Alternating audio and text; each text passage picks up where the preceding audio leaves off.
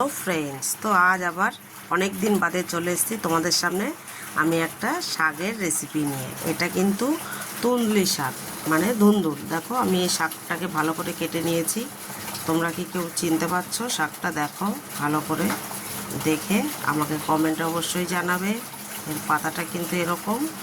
আর এই আলু দিয়েছি একটা মিডিয়াম সাইজের, আর দেখো আমি কিছুটা কাঁঠালের দানা দিয়েছি, কাঁঠালের বীজ।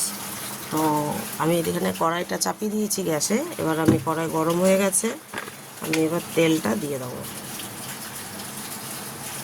সামান্য একটু তেল দেবো, যেহেতু আবার পরে তেল দিতে হবে। আর এতে আমি 4-5টা কাঁচা লঙ্কা দিয়ে দিয়েছি। এবার আমি শাকটাকে দিয়ে দেবো।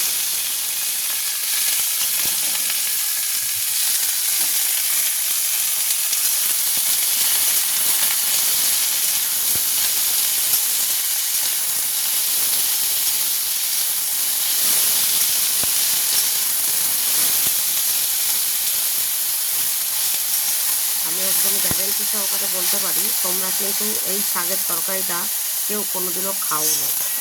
আর যদি কেউ খেয়ে থাকো অবশ্যই সে কমেন্টে আমাকে জানাবে।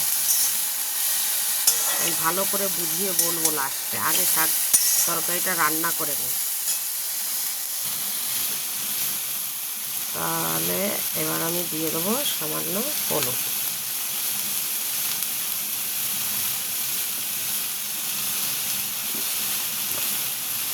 আর দিয়ে দেবো লবণ। এগুলো সব তোমরা তোমাদের আন্দাজ মতো দিয়ে দেবে, কেননা এটা কিন্তু তরকারি বিশিষ্ট দিতে হবে। আর দিয়ে দেবো সামান্য একটু জিরে গুঁড়ো। ব্যাস, সব রেডি। তারপরে কাঁঠালের বীজ দিলে খুবই টেস্ট হয় খেতে। কাঁঠালের বীজ তো সব রকম তরকারিতেই চলে।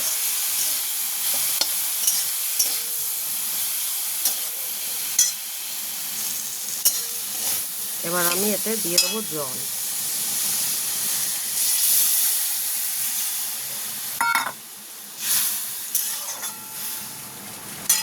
জলটা এরকম দিতে হবে যাতে আলুটা সিদ্ধ হয়। আর বেশি ঝোল থাকলে এটা ভালো লাগবে না। এটা কিন্তু অল্প গামাকা গামাকা ঝোলেই খেতে হবে। এবার আমি এটাকে ঢাকা দিয়ে দেবো। বন্ধুরা, এবার আমি ঢাকনাটা খুলে দেবো, দেখা যাক এটা কী অবস্থা। এটার এরকম অবস্থা। দেখো আলুটা কিন্তু সিদ্ধ হয়ে গেছে, কাঁঠালের বীজও সিদ্ধ হয়ে গেছে। এবার এটাকে একটু ফোড়ন দেওয়ার পালা। একটা আলু আমি এইভাবে ঘেটে দেবো, আর আমি এটাকে নামিয়ে নেব।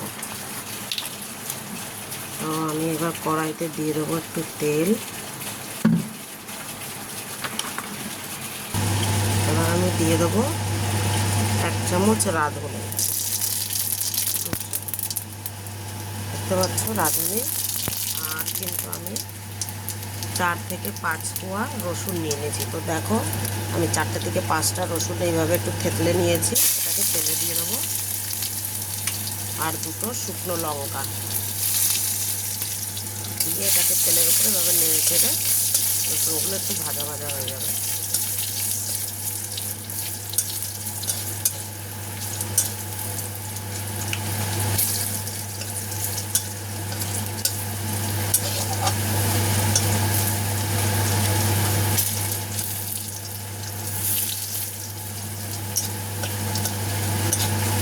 তো দেখতে পাচ্ছ রসুনটা কিন্তু ভাজা হয়ে গেছে। এবার আমি শাকের তরকারিটাকে দিয়ে দেবো। তো দেখো আমি তরকারিটা সব দিয়ে দিয়েছি। আলুগুলোকে একটু ভেঙে ভেঙে দিলে তরকারিটা গাঢ় হবে আর খেতে বেশি টেস্ট হবে।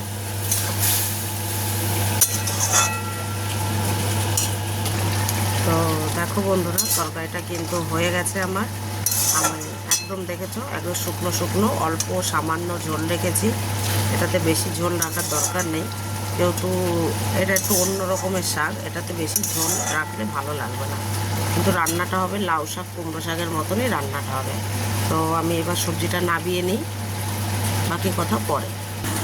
তো দেখো আমি কিন্তু সবজিটাকে নামিয়ে নিয়েছি, কালারটা দেখেছো খুবই সুন্দর হয়েছে, এরকম সবুজ সবুজ গাঢ় গাঢ় ঝোল খেতে কিন্তু খুবই ভালো লাগে। আর নিরামিষ দিনে যেহেতু এটা খেতে খুবই সুন্দর টেস্ট হবে।